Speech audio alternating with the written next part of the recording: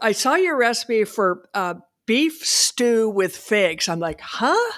Beef stew with figs? Tell me about that recipe. Altro manca, signora, vederci. Ah, ok. Bravo, sai che non me lo ricordo. Prosecco. No, non ce l'ho. C'ho crema.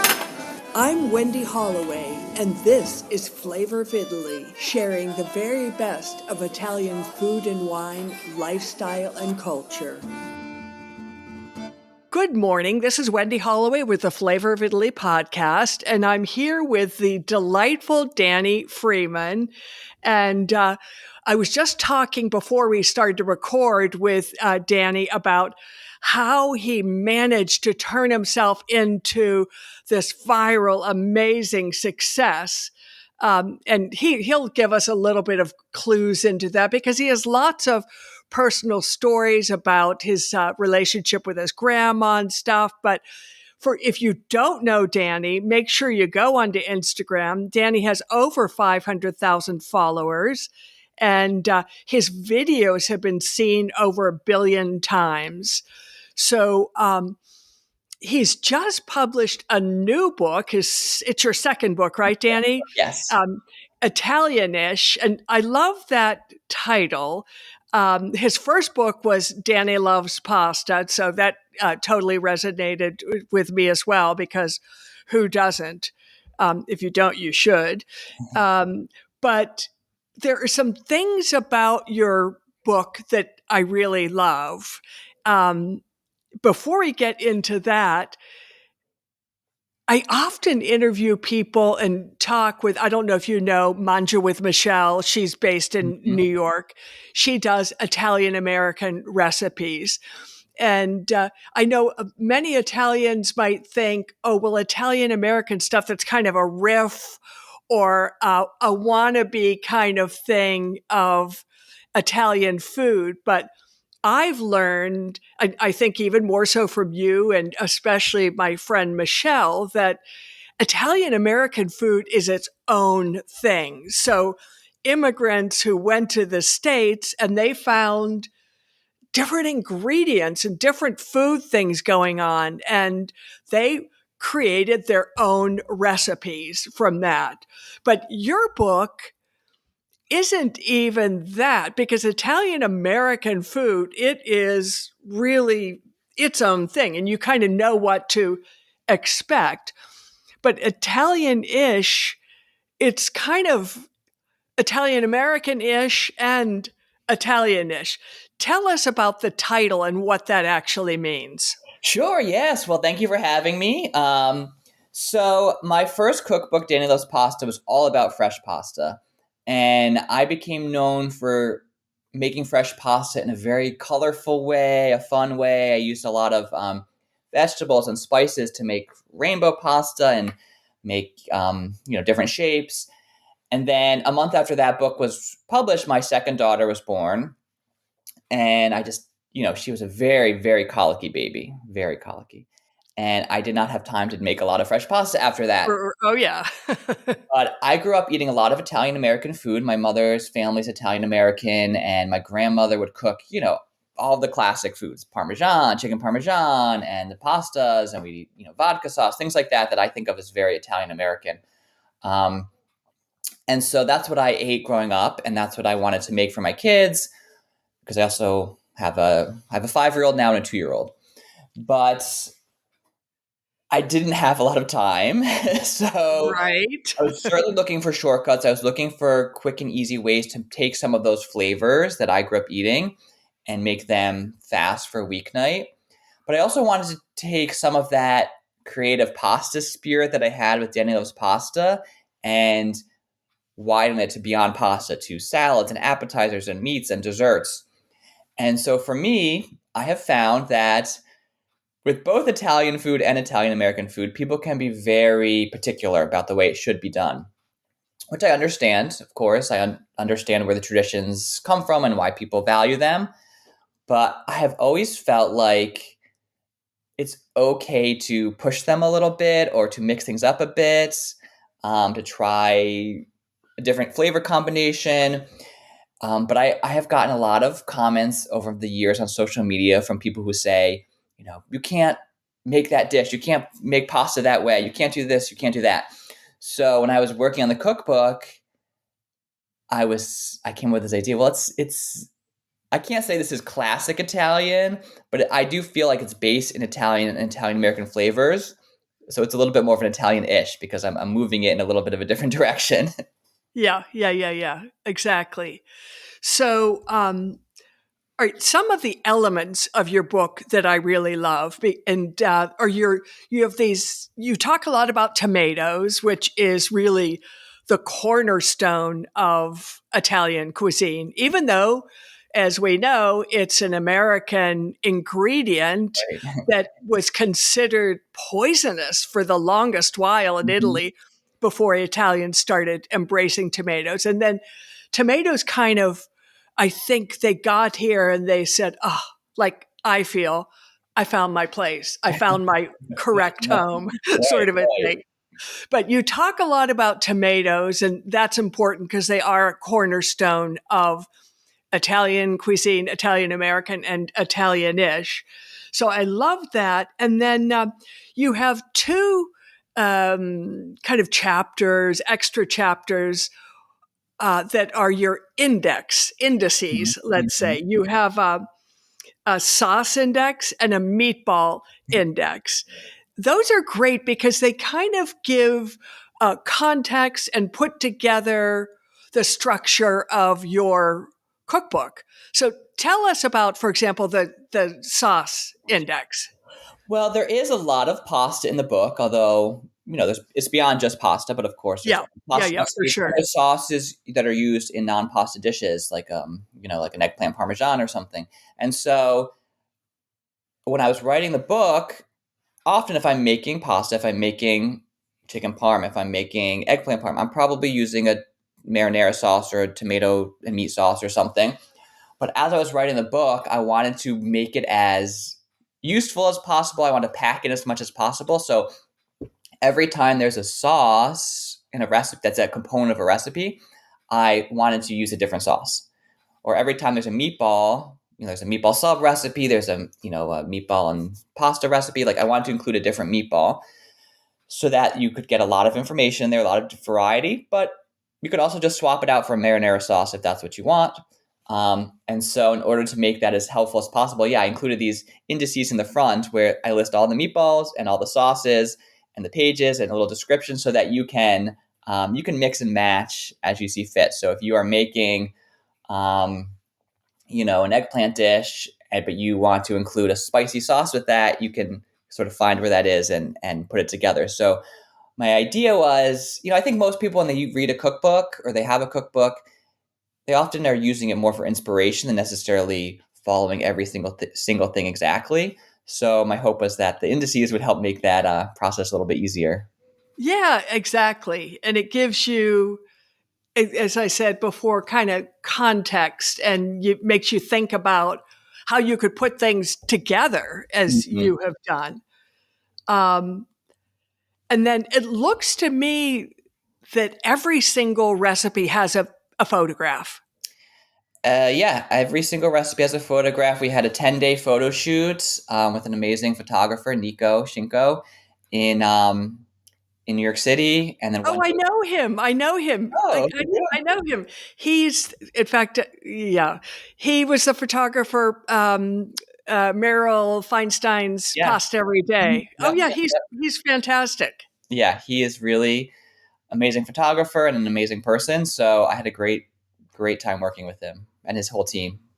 Okay, and so the idea to have a photograph with every recipe that was yours, or I think that is cookbooks are moving in that way because people really love to see a photograph. Not only does it make it a beautiful book, but people want to know what the dish looks like. And so sometimes people ask me, what was that like, or were you using these sort of tricks to make it look, you know, pop on camera, or like it's like a TV commercial type of thing.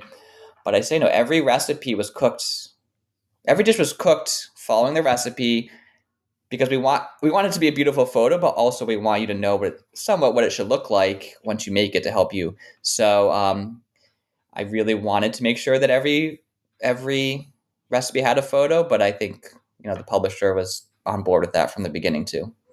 Yeah, yeah. And the photographs are really good. I mean, not just the photographer quality, but the recipes look enticing, like you want to stick a fork in them right Right. away and Yeah. start eating them. Yeah. In fact, I am very much of a visual person. I think a lot of people are where food is concerned. I have Mm. subscriptions to a few magazines, food magazines, and I rarely make recipes from them, but I love just flipping through and enjoying the photographs. So your book was delightful in that sense. So you have some really interesting recipes. One, and I'm just going to mention a few and you can tell me about that. Okay. I have about 6 fig trees on my property Uh-huh. and I freeze the figs for use year round. So I have hundreds and hundreds of figs in the freezer. Hmm. Um, so I saw your recipe for beef stew with figs. I'm like, huh? Beef stew with figs. Tell me about that recipe. That's another way to use figs. Yeah, well, my father makes beef stew a lot, and that was really something that I love, and it feels very cozy and comforting to me. But I love I love incorporating dried fruits in recipes, um, and Oh, so so that's with dried you can figs, use Danny. dried or fresh for that one. I think the Okay, photograph is because fresh. they look fresh Yeah, the in the photograph is photograph. fresh, but if it's not in season, I also love using dried because I feel like it gives this extra little oomph to the dish, something different, a little bit of a A little different bit of a flavor. sweet flavor Yeah, profile. yeah, Yeah. exactly. So I think beef stew is very comforting, and when I was working on that recipe, I thought of figs as also very comforting in a weird way. I know they're, Oh, they are. They are. but I felt like Yeah. they were less like there's another recipe in there for a garlic for little steak bites with sort of just a simple garlic butter sauce on them. But I added in the recipe dried apricots because that's what I like to put on them, which is also a little bit unusual. But I feel like it gives this little flavor burst. Yeah, like a tagine. You use Yeah, dried apricots a lot in a tagine. yeah. Yeah. I love that combination of adding fruit, fresh or dried, to a dish where maybe it isn't there normally. Yeah. So, are your recipe choices now that your daughters are 2 and 5? You Mhm. said Yeah. are they driven at all by stuff that your girls like? Yeah, I think that's a lot of where the inspiration for these recipes come from because at the time I was writing it, I had a new baby, but also a toddler. My kids are both good eaters, but toddlers can be picky, and they go through stages where they love something, and one day they all of a sudden no longer like it. And so but also as someone who likes to cook, I didn't want to make the same thing every night. I know she will eat plain pasta. I know she'll eat pasta with sauce. I know she'll eat a meatball, but I didn't want to make the same thing every single night. But also having a baby, I didn't want to, spend a ton of time making a whole new dish and trying something new, and then no one eats it, or the kids don't eat it. I'll eat it, but the kids won't eat it. Right, right, right. So I was really thinking a lot about, all right, what are the flavors? I know she likes a lot of classic Italian American flavors. She likes chicken. She likes chicken fingers. What can I how can I expand that or use those flavors, but in maybe a new way so that I feel like I'm, you know, still having fun in the kitchen, still getting to make some new things, but I'm not going so far afield that she's going to spit it out and not eat anything. So a lot of it was driven by feeding a family, trying to cook, on a Wednesday night after everyone's tired and there's not a ton of time. So I do feel like while my first book was Fresh Pasta, it's a little bit more of a project. Um, this is this was definitely more driven by the reality of young kids. Life. Yeah. Yeah, yeah, yeah, exactly. Okay, so you obviously know your Italian food, and I know you had kind of an extensive trip with your husband, right? where you went around to different places? Yeah, the summer that I was working on this book, we spent about a month in Italy with my husband and our two daughters. So mostly in northern Italy, we went to Florence and we spent a week kind of near Siena and Tuscany. We went to Genoa, Bologna.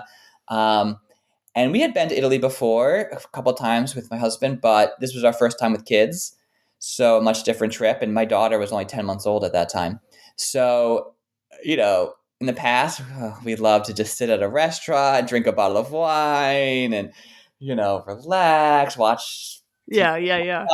TV. That was not happening as much. So it was a different type of trip where we were eating more on the go. We were getting, a loaf of bread and some cheese, and um, in Genoa we had a lot of pesto. So that gave me a different perspective on Italian food and just sort of the simplicity of it, or how simple it can be, using just really good ingredients, and just highlighting those ingredients. So I feel like a little bit of that came into the book as well, of just with the kids, sometimes you don't have time to make an elaborate meal, but simple ingredients done well can be really amazing.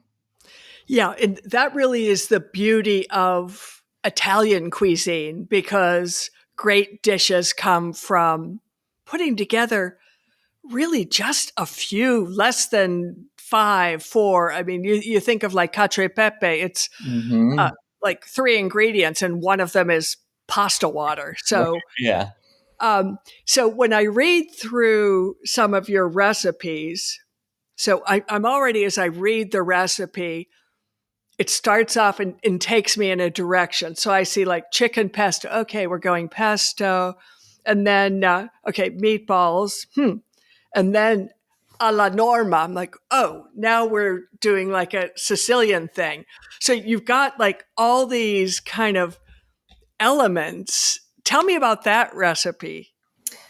Yeah. So that was a recipe, the chicken pesto meatballs. So when I Alla was norma. Norma, yeah, I mean that was an example of where I was trying to mix things up a little bit and use different components. Whereas I make a lot of. So my husband's a vegetarian. He loves eggplant. We make a lot of like eggplant parmesan. I saute the eggplant, make it sort of more of like a alla norma. Um, and so I wanted to include that sauce somewhere. And but I want this cookbook to be in my own style, which is a little bit different. I didn't want it to just be the classics and then just have like an alla norma sauce. So, or pasta alla norma or something like that. So I'm thinking of different components that I like to cook. My kids like meatballs, but I don't always make, a traditional meatball. Sometimes I make a chicken meatball or a turkey meatball. Um, but chicken meatballs can run a little bit dry. So mixing some pesto in is a good way to get some extra moisture. And so as I'm putting these components together, I'm thinking they may not go together traditionally, but they work well. My kids like them, we like them, and it mixes it up a little bit. So that's what I try to do in the book is kind of push things a little bit. So maybe people won't make that exactly, maybe they will, but at least it gets people thinking, oh, I can put these ingredients together that I haven't done before, and that's okay. Okay. Yeah. All right. Then, so you said you were up in the Venice area, which is probably where you had the sarde and saur, which is one of the world's most delicious things. And you just put that on crostini. So Hmm. you've made that one in strictly the Venetian way, more or less? More or less, because that little mini chapter of the Christini and everything was inspired by our trip to Venice, and I wanted to include at least one that was a little bit more traditional, and particularly sardines. My 5-year-old loves sardines; she'll eat them out of the can. She Oh, wow. loves Wow. seafood. That's unusual, It is Danny. unusual because I don't really eat them that way, but she will open. I'll open a can of her. She'll just use a fork and eat them right out of it. So she eats much more seafood than I do. So that was one where I felt like, let me keep that one a little bit more traditional because it's a nod to Venice and also a nod to my daughter who loves it. So, how easy is it? I would have thought that in the United States, sardines, unless they're canned, of course, would be kind of hard to procure. Yeah, it is a little bit hard unless you can get canned sardines everywhere. Um, I have a good grocery store that has a good seafood department, but even then, it's not. You can't always get them. So, the sardine saur crostini, does Hmm. that use canned sardines? That uses canned because that's all we can really get. Yeah. So, in other words, with that, because I looked at I didn't read the Hmm. uh, total details of it. So, in other words, you have the canned sardines, and then you made like the sweet and sour onion Hmm. With the and mix that raisins. up. Yeah. So, a canned sardine worked pretty well for that, or Yeah. it's a different thing. Well, I think it works pretty well. I think if you're using fresh, it's going to be better. But I think using canned is a good substitute if that's what you can get. And here, that's what we got to deal with. And I think, I mean, it's something that I will say my daughter eats canned more than I will, but she will just eat it, like I said. So I think it's a good substitute, but you're never going to get it the same way you can in Venice. That's the reality. Well, yeah, yeah, yeah. Of course, of Yeah. course. And then I also liked your asparagus marsala. Hmm. Not something I would have thought of putting together, but tell us about that recipe. Yeah, so I wanted to include a chapter that focuses on vegetarian dishes because I make a lot of vegetarian food because that's what my husband eats. So, and I cook a lot of asparagus, and marsala is classic Italian American dish that my father would make a lot. It was kind of one of his specialties that he would make when I was growing up. So I always have fond memories of that dish and associations with it. It's something that I love. Um, but as I was working on the recipe, I was trying to include that in a different way because there's a million chicken marsala recipes out there. What was I really adding if I'm just including a chicken marsala recipe in this dish, in this cookbook? And it's a flavor profile that my husband had never really eaten because he doesn't eat chicken marsala, but he loves mushrooms. It's got that nice sort of creamy sauce. So I was trying to think of a way I could make it for him. And we cook a lot of that asparagus. And I thought, why not just put it on sort of a little bed of asparagus and you get Yeah, those flavors in a different way? yeah, no, very clever. That's great.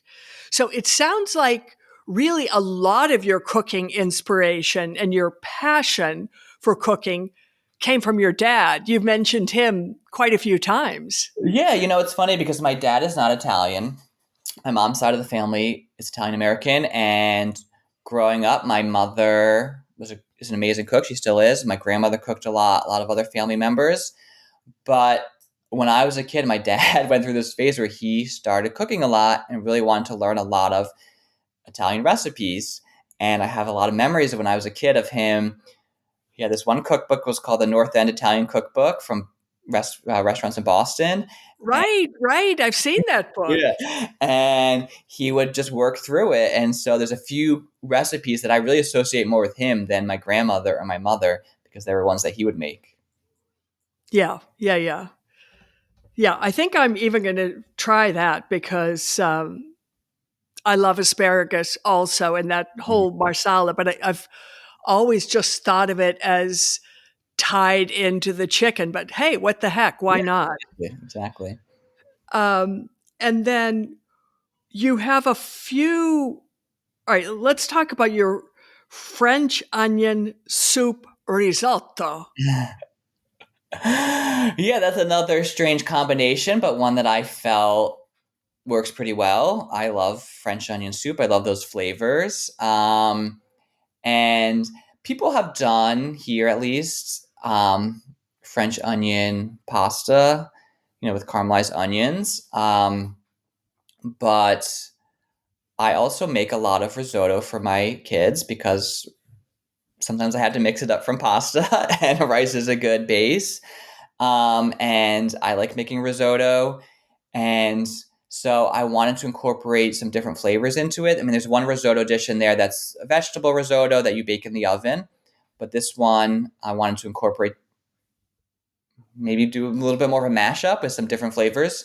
And I love French onion soup. I love those flavors. I love the beef stock. I love the Gruyere. So I thought, can I make this dish in a different way that is one that my kids will eat? Because my kids will eat French onion soup.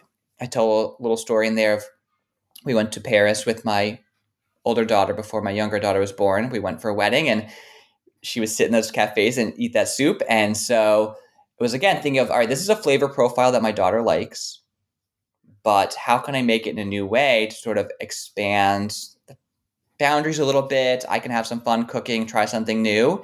I know she likes risotto. I know she likes French onion soup. Why not try combining them and see if it works?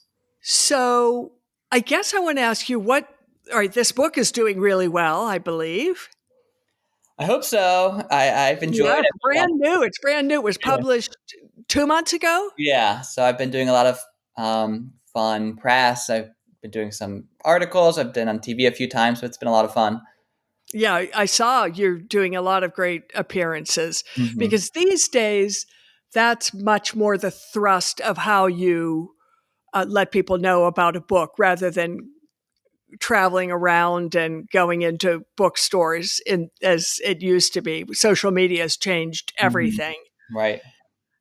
Um, are you working on another book or do you have some other idea cooking up? Well, I'm always thinking of different recipes. I'm always thinking of, um, what is next. But I also really love to write. I love the process of writing these cookbooks. So I'm also thinking of other ways I could explore that. I've been thinking about whether that's a children's book or a different type of book. So I definitely have more ideas circulating in my brain. I'm just figuring out what the next project is, if that's another cookbook or if that's something different. But I really truly enjoyed writing both of these books. So I would love to Yeah, continue. yeah. That's comes through loud and clear. Well, Danny, thank you so much. This has been a real pleasure. And in the show notes, I'll put a link to where you can get both of Danny's books and his social media. So everyone get out there and get Danny's book and head on to his Instagram profile, which is really a delight. Check out his videos. Oh, thank you Thanks, so much. Danny. Thank you for having me. Thank you. Thanks. This has been Flavor of Italy. Find us on www.flavorofitaly.com and on Substack, YouTube, Instagram, LinkedIn, and Facebook, always as Flavor of Italy.